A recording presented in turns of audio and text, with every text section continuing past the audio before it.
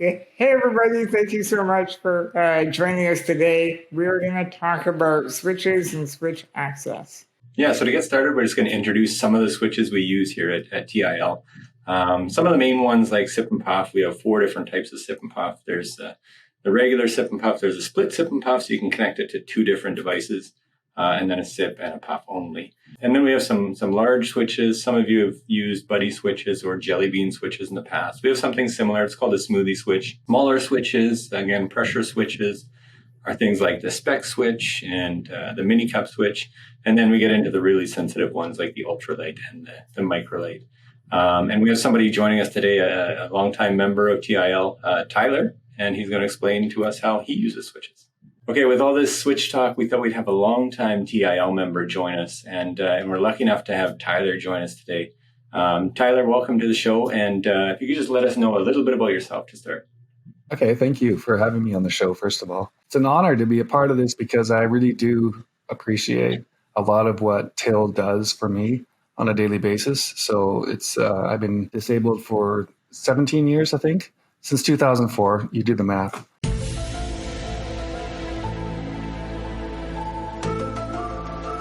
I think it's about 16 or 17 years, and I have a C2, 3, and 4 spinal cord injury.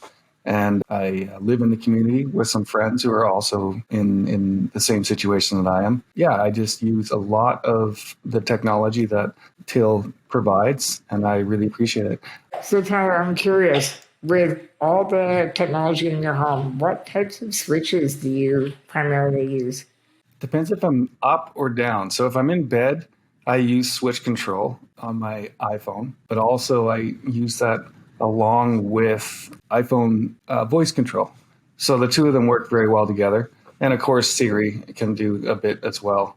I'm looking forward to the update for 15 Siri because it'll load the whole Siri thing onto the phone. So that'll make a lot of disabled people's lives better because we spend a lot of time waiting for Siri. But switch control is an awesome thing. I use that with sip and puff in bed because I do have this motion of my arm, but it does nothing for me in bed. So I'll use the straw system, the sip and puff systems to access my phone. So sip and puff in layman's terms would be you have a straw that you puff into and it will engage, or it'll take breath and turn it into a signal.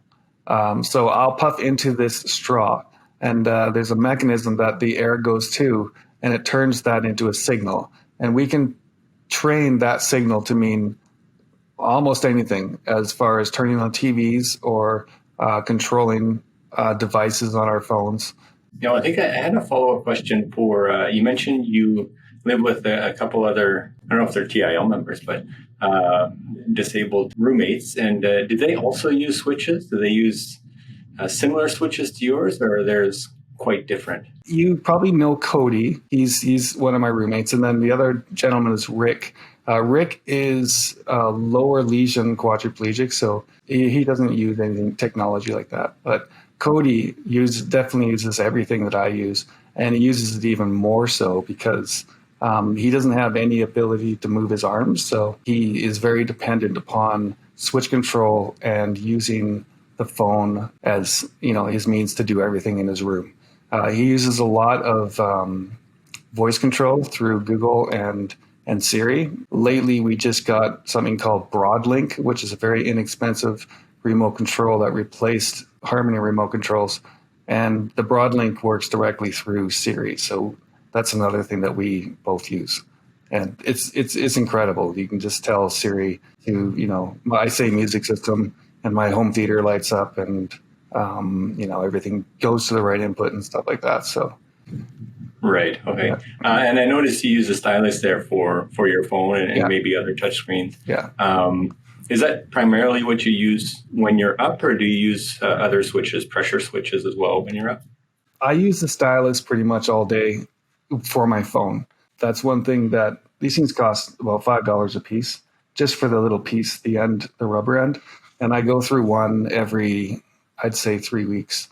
I don't know why I brought that up, but I mean, it's just silly how I am dependent upon these things, but they do give me access to the phone. Otherwise I can't use it because my fingers are all, they don't operate.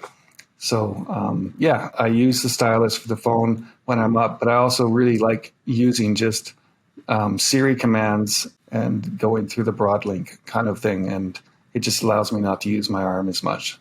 Because as I get older, the arm gets worse, and I'm about 45 now. So yeah, I'm just trying to keep my arm in the best shape it can be for as long as possible. So switch control and all that stuff really makes a difference in that aspect. So when you're in bed and you're using Sip and Puff, is it primarily connected to your phone, or do you use it with other devices? It's all hooked up to my phone, and that's really the only place I use it. But I also have a Gava that's also provided by Technology for Independent Living. The Gava is a remote control that you can train any other remote into, but it will connect to a sip and puff system for people with disabilities, so they can puff and the remote control together without using your hands on pressing buttons. It's all through mouths. If people have disabilities where they can't use their hands, sip and puff is the absolute only way to go, and the best way to go. I just access a lot of the stuff, like my air conditioner, my lights, everything can be controlled through the Gava as well. So I'm kind of like, there's certain things that the Gava does really well, like operating my TV. That's the Gava does that pretty much everything for me there.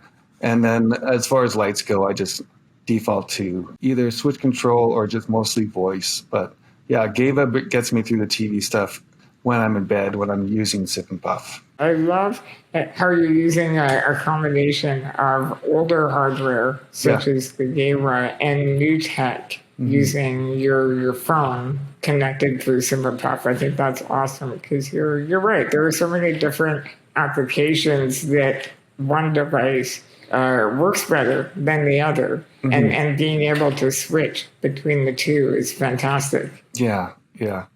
Well, I don't think switch control, at least for me, I have my Gava jacked to 100. Like, I have it basically one step down from as fast as it goes, because I want it done quickly. So, and I don't even see my Gava, so it's all by hearing the dots. Like, you hear the beeps and you know when to go, kind of thing.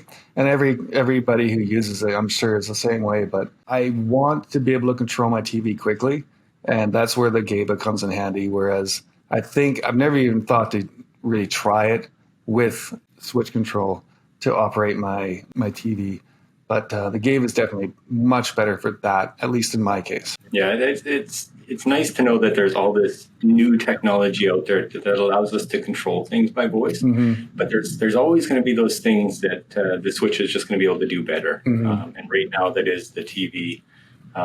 We do see so many more advantages using the Gava over, say, a Harmony Hub or the Broadlink when controlling that TV. So, that was awesome. Thank you so much, Tyler, for joining us. We really appreciate you joining us. And if you need anything else from TIL in the future, you know who to call. Yeah, and I really appreciate everyone on this panel here.